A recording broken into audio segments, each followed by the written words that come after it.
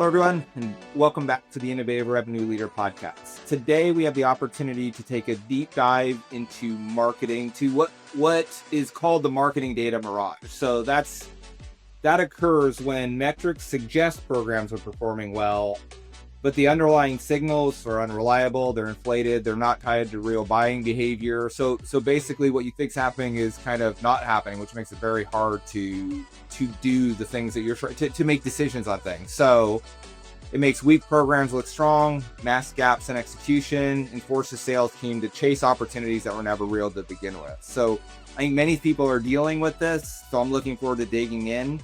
DemandScience just released a report around it, and they talked to 750 people, senior marketing leaders, focusing on this specifically. So to talk through this, I have the privilege of having Bill Hobbib on.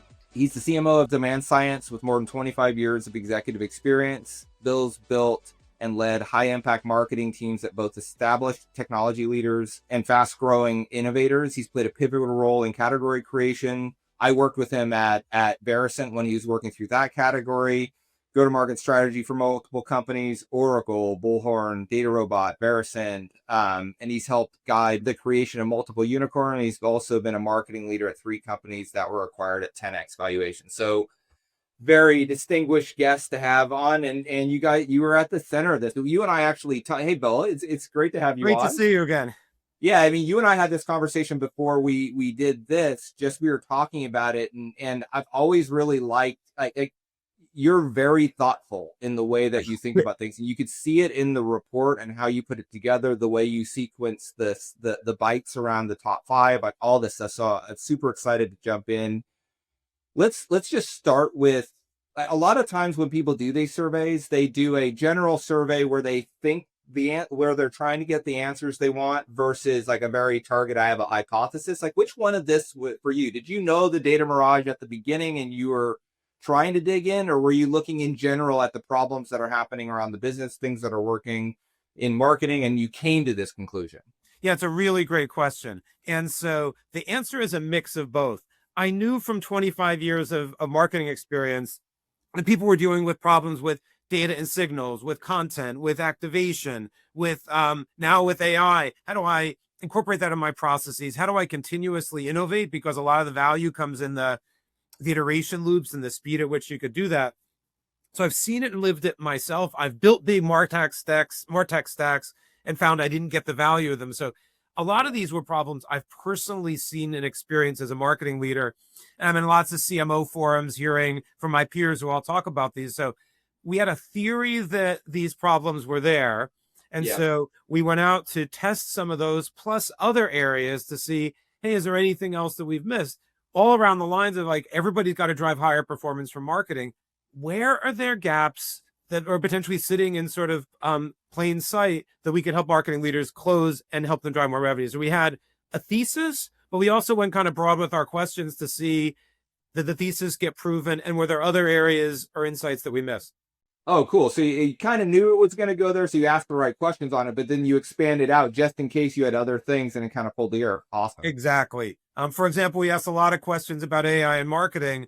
We didn't report out all of the findings because a lot of people have seen some of those things already. But the things that we did find that aren't out there, we reported back because we thought those are pretty innovative. Yeah, that's like awesome. AI-driven content isn't working very well, and 71% of people said AI-driven content is hurting their brand. This is not surprising, but it was interesting. We didn't know what was going to come back on that. So let's dig into that a little bit, right? Like 72% say it's hurting their brand. Like, does that mean they shouldn't use it? Are they using it wrong? Like that was kind of a shocking stat in there, because everybody now is just pushing out AI driven. I don't know. I would say most content these days is at the very least going through AI for a second look. Like, what do you do with that? Like, how do you stop? Like, what is it? Yeah, it's a great question. And especially if you consider people are using AI to generate the content so that ChatGPT and other LLMs consume the same content. And so you've got chat and LLMs creating the same content they're going to consume. And at some point, you've got to get out of this sort of circular loop. So what do you do with this? I believe, first of all, the human element to this thing is super important in 2 respects. One, to what extent are you using AI as sort of the idea generator and the first draft generator as opposed to the final arbiter. And so are you generating stuff that's not having enough human involvement? But secondly, how do you make sure this is both consumable by the machines, but consumable and relevant to the human? Yeah. So even if chat or another LLM consumes it, or you show up on AI overviews, is it the right content for your personas that's going to resonate with their pains and problems? And because that's what's going to actually cause that content to convert into initial meetings and subsequent stages in the pipeline. So I think there's a piece of this that simply make sure your humans are involved in this process pretty actively. And are the people driving this, do they really know what your target personas want and need and what their visceral pains and problems are? What's going to resonate with them on a tactical basis for their jobs and an emotional basis? And machines just aren't so good at that. And so No, what you were saying around it kind of makes me think, do you remember way back? I mean, both of us would remember this, like when the internet started and people were doing like really weird stuff. Like they would yeah, just put a string of keywords into their website because they wanted it to come up in the different search site. It kind of feels similar in that you're trying to placate the engine rather than the person. yes. So inevitably, one backfires because the person doesn't care about that, and two, eventually all these tools are going to just wipe that out because it's actually it's cheating.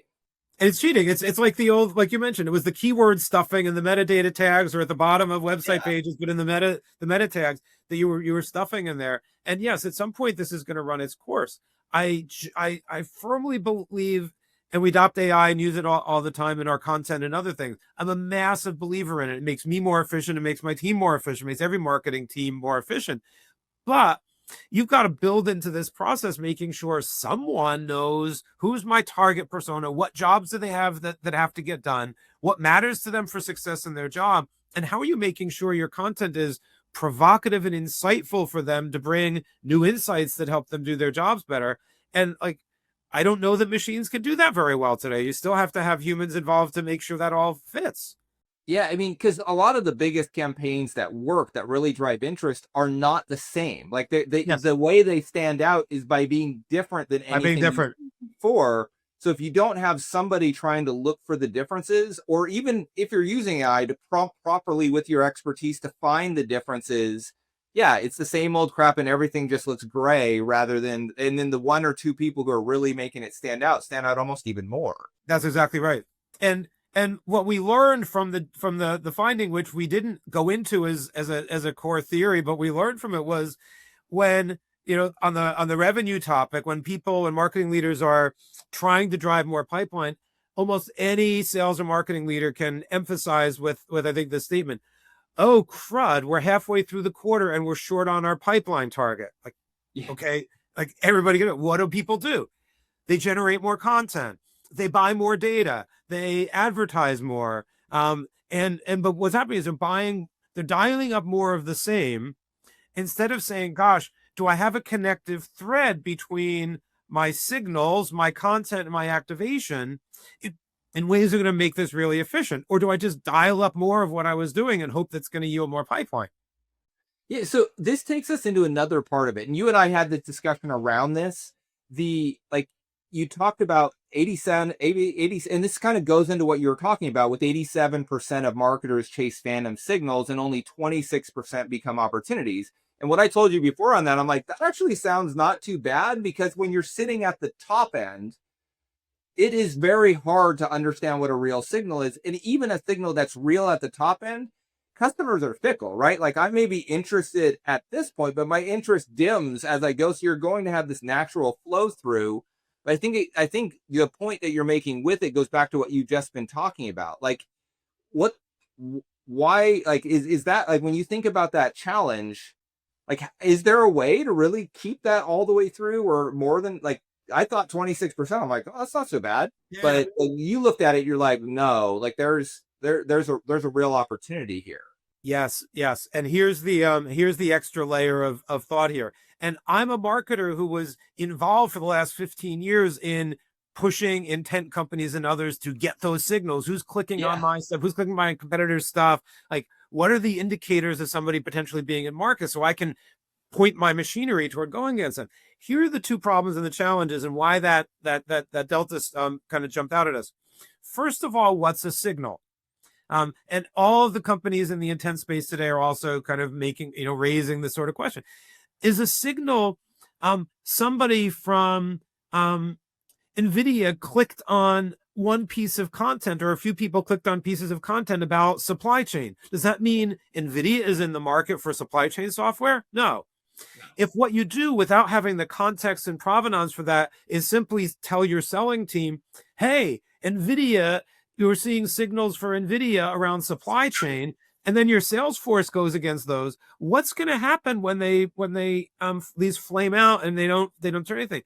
At some point, people are going to say, this is the marketing organization that cried wolf, telling me to go chase these signals that aren't really signals. They're just clicks. They're anonymous clicks from a company on certain topics. And that's what, is part of what's leading to that 89%. People have, gotten really committed to chasing these signals that we thought were intent, which are nothing more than clicks on topics. So that's problem one. And it's a phenomenal, a misuse and waste of resources because then you direct your ABM campaigns against the companies that have the signals. Yeah. Are they signals? They have to be validated. They have to have provenance. You need to know the context of those and how important they are. So that's problem A. And that's solvable with provenance and greater context and sort of opening up the black box of what these are so you can better evaluate them. But I would volunteer there are multiple types of signals. There are there are click signals on content, and those are sort of well established. But there are other signals. M&A activity, investment, whether it's VC investment or PE investment, new hires, especially at an executive level. You joined Sandler not all that long ago, last summer. I joined DemandScience last August. We were about a month or two apart from each other. The new executive hire joins, or senior hire, even a revenue potential CRO, CMO, or people at the VP level. They often are brought in because there are new ideas that they're going to bring in. And so executive hires can be a signal. Market growth, M&A, complexity. What's the complexity in their sales stack or their MarTech stack or their supply chain stack? So people can use tools to know the complexity. Risk, compliance. There are a variety of signals. Firmographic is people do that for 30 years. Even technographics people have been doing for a while. But these other signals could be greater indicators of a likelihood or propensity for somebody to buy or be in market. And are you looking at those signals as well? And how do you incorporate all those into your engine for ABM, for account scoring, for building your book of business and sales? Those are signals too. So if I understand, I mean, that makes total sense to me, because what you're saying, and I agree completely, is don't take the onesie twosies, aggregate as a marketing team, aggregate them all together and turn them into a unified signal and pass that signal, because signal A, B, C, and D together about that account says yes. So pass that one, not the 5 signals that you got that individually mean nothing. Bingo. They go to sales and they have 5 actions, versus I've actually thought we've pulled together an algorithm that looks at these things. And when we see these 5, 6, 7 things happening, it's important. Now you're past it. So instead of 89%, that makes total sense. Bingo. And here's how you can monetize this actually. So this isn't just sort of theoretical. So I'll give you two examples. I talked to a head of demand gen just 2 days ago who's using these kinds of signals, and he's driving an ROI of CAC to LTV of 1 to 7. So they spend $1 in customer acquisition cost. They are getting $7 in LTV, and with a very small BDR team and an agile marketing team, in large part by using these kinds of signals. Yeah, being smart at the top end, it allows, because I mean, the most expensive resource in that whole thing is your salesperson. So if you pummel them, it doesn't even include the fact that what you talked about earlier, they lose interest. That's exactly right. Yeah, exactly that makes total sense. Interesting. Yeah. Different example. A very big cloud company, I have to leave them nameless, was spending like $600 some odd dollars per account to qualify from marketing. When they better leverage both signals and a much more tightly integrated kind of multi-channel activation approach, they lowered that cost for marketing to acquire an account from like $600 and change to $100 and change. It's like a 400% improvement by better signals and better picking those signals against their ICP and then activating those accounts in a very tight closed loop sort of way. This is what we saw in the report is sort of repeatedly, if people weren't able to connect these threads, then their waste was higher. And they realized it and they said, my revenue opportunity potential, if I did this well, is enormous. They actually recognize there's a weak spot here. It's costing me for not doing this well. Like 25% of their marketing budgets are spent on stuff that looks okay in a dashboard. They look at the dashboard, they say, oh, my impressions are good. My stage 1 pipeline first meetings look good. If you measure MQLs, my MQLs are equivalent, look good. But then it's not converting. And then, so the CMO has, go ahead. No, this takes us into that what you talked about in the report around the confidence paradox. Yes. So like you talked about it, and 89% of marketers trust their data, but only 43% say the metrics look good but don't convert. Yes, or 43%. Yes. So you've got this, like you're basically talking about that gap. Like when I looked at that, I'm like, okay, well, if I've got good data, shouldn't that flow in? So it felt to me like we're measuring the wrong things. And I think what you're saying from the previous conversation is you shouldn't be measuring the individual signals that come in. You need to build aggregated signals that say, I mean, to a certain extent, isn't this like what you're hearing with people like Terry Flaherty, Amy Hawthorne, Karen Cunningham, talking about buying groups and how do I get signal aggregation into a place where I can understand not just the account stuff that's going on, but I attribute it into individual opportunities and deals that you could push through to a salesperson. Exactly. So Kerry's talking about, their most recent market research talked about how early the buying journey actually starts. And if you're just chasing the 5% that are in market, what's happened is you left the other 95% of your ideal customer profile to poke around and learn this on their own. And then by the time they get to the project stage, the RFP stage, whatever, they've already shortlisted the 1, 2, or 3 vendors that they most want to go after. And so you got the buying group dynamic. You also got the dynamic of, are people forming opinions really early before the signal, the strong signal shows up? So what do I think is going on with that particular finding for the report? People said they have a reasonably or rather high confidence level in the state of their data and analytics. I feel that I have the right people in place, the right systems and processes in place. In general, I feel pretty good about the state of my data and analytics. But when pressed further to say, how often do you have stuff showing up in your dashboards that looks good, that doesn't turn into pipeline? It was like 43% or something like that. So these early metrics might look good. And that's not surprising. These are sort of top of funnel sort of metrics. It could be website visits, which are fine. But are they high intent leads? Are they MQLs, if people are still measuring those, or early stage pipeline like stage 1? You and I talked about this when we first met a year and a half ago. How often are companies, organizations still measuring sort of early stage pipeline that means a meeting has been accepted or fulfilled, but it's not really qualified yet, and you can't build a forecast off that. You could build a pipeline model that says here are early stage indicators, but you shouldn't build a forecast off it or pat yourself off the back with vanity metrics about impressions or website traffic or things of that nature. What really matters for revenue leaders, if I'm a marketing guy, but what matters from every revenue leader is, how many qualified opportunities are we generating that I can predict will close at a certain predictable win rate?